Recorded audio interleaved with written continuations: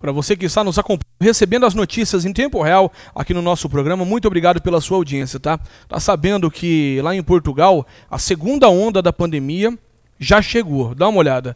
A Alemanha envia médicos e ventiladores para ajudar Portugal a deter aí a segunda onda da pandemia da Covid-19.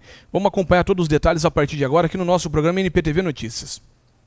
Militares alemães enviaram nesta quarta-feira, dia 3, mais de 20 médicos e enfermeiras, além de ventiladores e leitos hospitalares, para Portugal. Os portugueses chegaram a ser referência no combate ao coronavírus no continente, mas enfrentam um aumento do número de casos e mortes desde o início de janeiro. A gravidade levou outras nações europeias, como Áustria, a oferecer ajuda. A missão é necessária porque existe atualmente uma situação extremamente difícil em Portugal e porque temos de mostrar que os países só podem vencer esses grandes desafios em conjunto, disse o general militar alemão Ulrich Baumgartner. Um avião de transporte militar com 26 médicos, enfermeiras e especialistas, bem como 40 ventiladores móveis e 10 estacionários,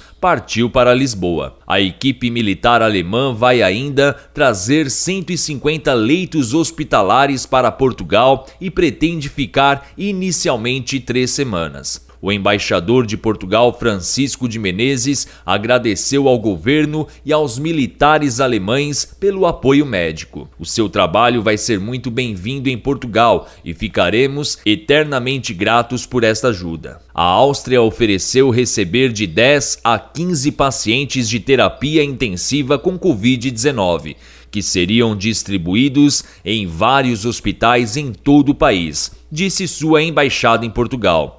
Agora temos um pouco mais de capacidade. Esta é uma oportunidade de mostrar solidariedade europeia, disse o embaixador austríaco Robert Zizg, à agência de notícias Reuters, na Embaixada de Lisboa. Os ministérios da saúde e da defesa dos dois países mantêm contatos regulares. Segundo Zizg, cabe a Portugal decidir se aceita a oferta. Portugal passou de exemplo ao caos no combate à pandemia do coronavírus. Na última semana, foi o país com mais novos casos diários e mortes por milhão de habitantes, segundo a Universidade Johns Hopkins. Na Europa, o Centro Europeu de Controle de Doenças revelou que o país também está à frente no ranking, com 1.429,43 casos de Covid-19 por 100 mil habitantes e 247,55 óbitos por milhão de habitantes em 14 dias. Com uma população de 10,1 milhões, Portugal foi um dos últimos países na Europa a detectar um caso de coronavírus, em 2 de março de 2020.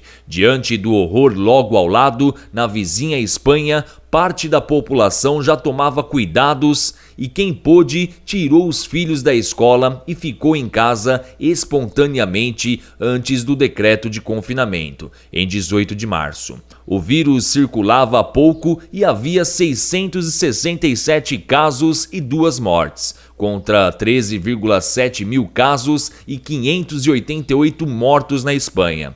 A quarentena de 45 dias foi obedecida. Em 30 de abril, havia 22 mil casos e 989 óbitos. A situação começou a mudar em dezembro, mesmo com o aumento de casos em outros países e a possibilidade de disseminação de novas cepas. Portugal autorizou viagens no final do ano e não impôs limites às pessoas na celebração do Natal. Uma nova quarentena só foi decretada em janeiro. Os voos comerciais e privados de Portugal para o Brasil estão suspensos. Hospitais de Portugal estão à beira do colapso, com ambulâncias às vezes enfileiradas por horas por falta de leitos, enquanto algumas unidades de saúde lutam para encontrar espaço refrigerado suficiente para conservar os corpos dos mortos. Embora as infecções diárias e mortes pela Covid-19 no país tenham recuado na quarta-feira, dia 3, em relação aos registros da semana passada